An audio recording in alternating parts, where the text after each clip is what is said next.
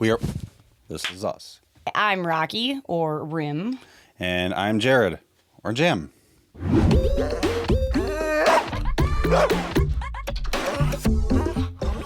And today we're going to be talking about Child's Play from 1988. So the synopsis of this movie is a notorious lakeshore strangler is gunned down in a toy store, and just before he dies, he transfers his soul via black magic into a good guy doll.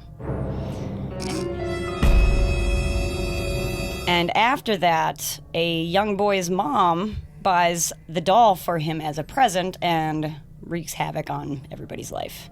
That's pretty much it.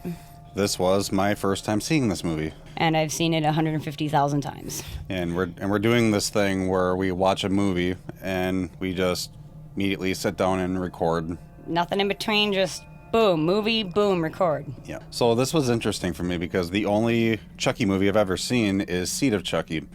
And when you put it up against this one, that's an unfair example of what the Chucky series is or really like. I would say so.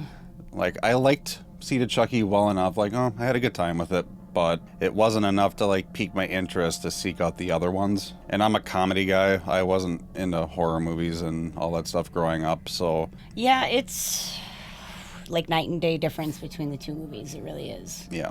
The first one has, the more serious horror movie, slasher, whatever you want to call it, tone, and Seed is very, very comedic. They just went on different ends of the spectrum with them both. Yeah.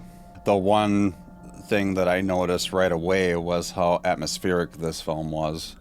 Kind of played into a sense of realism like The Exorcist would or something like that. Definitely not like a Freddy Krueger movie at all. No, it's not just pure slasher, Which was my expectation going into this. So I was very surprised at actually how well made this movie was. Yeah, more character driven. I mean, the guy's obviously a psycho. He's gonna kill, but it's not just that's not the only thing the movie's about. Yeah. So I have been obsessed with Chucky since I was about 8 years old. My mom had like blank VHS tapes, and she'd just record a bunch of movies on them. And a couple of them were Child's Play 2, Child's Play 3. So I saw those movies and just became obsessed, and I actually didn't see the first one until about 6 years later, until I was like mid-teens. So it was just, for me, it was just 2 and 3. I never got to see the original story of, you know what happens. Yeah. They explain it all in the other movies, but I never got to see it until later, so it was pretty interesting. Mm-hmm. Like, I was so obsessed that not only did I watch these movies a bunch of times, but I would rewind the scenes where he does all his magic chants, and I would write them down and learn them and just play them over and over and over till I learned it. And then I would recite them to my friends, and they were like, "Oh, you should teach us how to do them." And it's just, I got that into it. Like a little weirdo. I think what's interesting about this movie is just the fact that this killer knows, this voodoo chants, and he can possess a doll, and then the goal of this killer doll is to get into the body of another human being. Yeah, kind of like Vigo from Ghostbusters 2. Yeah. Mm-hmm. He's trying to get into a 6-year-old boy's body because that's the first person he ever let on that he was human. Yeah. And so, traumatizing this poor little 6-year-old kid. Poor kid's gonna have therapy bills out the ass. Yeah. Well, since I'm like in my 30s, I wasn't really scared by anything that happened here. But there was the one part with the voodoo doll that I thought was really, really creepy, and it was really well done, especially with the practical effects that they use in this film. Like, you can see his leg just snapping and his arms dislocated, and just very well done on the special effects in this. And I'm a huge fan of practical effects, so... Same. Yeah, they used, animatronics, and then they had children playing, some of the roles. They're like, put on a Chucky outfit. Yeah. Because I know you mentioned that when he comes down the chimney and then he kicks in the grate, you're like, that's a human. Yeah, that's definitely. A human doing that. And that's, I know we're both big fans of practical effects. Yeah. 60s, 70s, 80s, 90s, it wasn't, until later that they started relying more heavily on CGI. Yeah. And even though, those movies are great, I know we both favor the movies of old where they did everything practically, like The Thing from 1982. The Thing, and then actually I think it was the same year as Chucky was Beetlejuice, another amazing example of practical effects. That was one of my big takeaways, was just how well these effects were with the Chucky doll. It was awesome. Yeah, I mean, even for back then, it was quite impressive.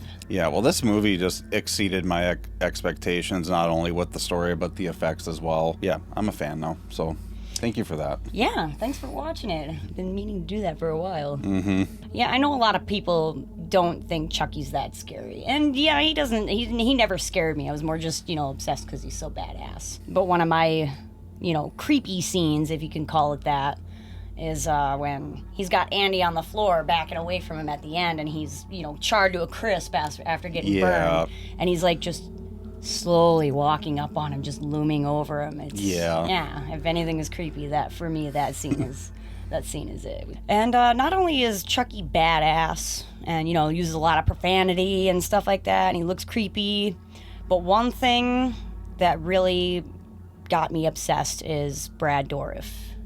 Brad Dourif just brings this character to life. Just evil, profanity, everything. His maniacal laugh, just everything. He injects such life into this character. It's perfect. Mm-hmm. Yeah, and then oddly enough, one of the runner-ups was John Lithgow. Oh. That would have been equally amazing, I think, but it would have changed this character so much. Yes. Because Brad Dourif acted his ass off in this movie, and with just his voice. Yeah, you only see him in the first 5 minutes. Yeah. As a human. Yeah. And the rest of the series is voice. Yeah. Fantastic actor. Just loved him in One Flew Over the Cuckoo's Nest. He is in The Exorcist 3, which we will get to. Neither of us have seen that one yet, so... It's on the list. Mm-hmm. One of the observations I had, too, was just the film score in general. Because I was expecting, a heavily synthesized 80s movie score for this, and that wasn't the case. The film score in this is very, very well made. Holy crap. I wonder who did it. I should look that up. Because I like to play a lot of film scores, when I'm editing or something, and that's what I'll play, the Roger Rabbit, a lot of Alan Silvestri stuff. So I might have to look this up. I remember thinking that, actually, as we were watching it, obviously I've seen it a billion times, but I just kept thinking, that music just is so perfect. Mm-hmm. And it just adds that little horror element to the movie. One thing that we agreed upon is, it's October, so it's spooky month. So we decided to do Child's Play and Chucky, but we talked about it, and we're gonna stick with the first three, the original trilogy, because that's kind of where it's at. Not to discredit the other films, but these ones are just kind of a far cry from the other ones. I mean, not super far. Well, yeah, because like I said, I've seen a Chucky, and if that's any indication, it's they went with a very comedic approach. Yes, the first three are very serious horror, and they get to Bride, which isn't too bad, but then they start getting the comedic elements in there, and then Siege is just kind of ridiculous, in my opinion. If you feel differently, that's fine. I just felt like it started taking a totally different direction, and I mean, I still love Chucky, I still love all the movies, but I really just like the feel of the first three. Curse and Cult kind of go back to that original feeling, okay, but they're kind of still more modern. Yeah. I just like the old ones better. And I think that's just personal preference. I don't know, we're all about that nostalgia. Mm-hmm. There is a 2019 reboot, remake, whatever you want to call it, of Child's Play. And we've not seen it, and reading about it... I'm kind of leery about it. Yes. So... But we're going to end up watching it anyway, just to see what it's all about. Because I do love Chucky, so I got to check it out, but I'm a little hesitant. So anybody out there who has seen it, just let us know what you think of it. Is it even worth our time to watch it? Yeah, be really interested to know what other people think about it, and don't spoil it for us. And another thing about the reboot that I read is that Mark Hamill does the voice of Chucky. Yeah. While Mark Hamill is great, I absolutely have no problem with him. For me, it's been Brad Dourif all along. So to me, Brad Dourif is Chucky. Chucky is Brad Dourif. That's just how it is for me.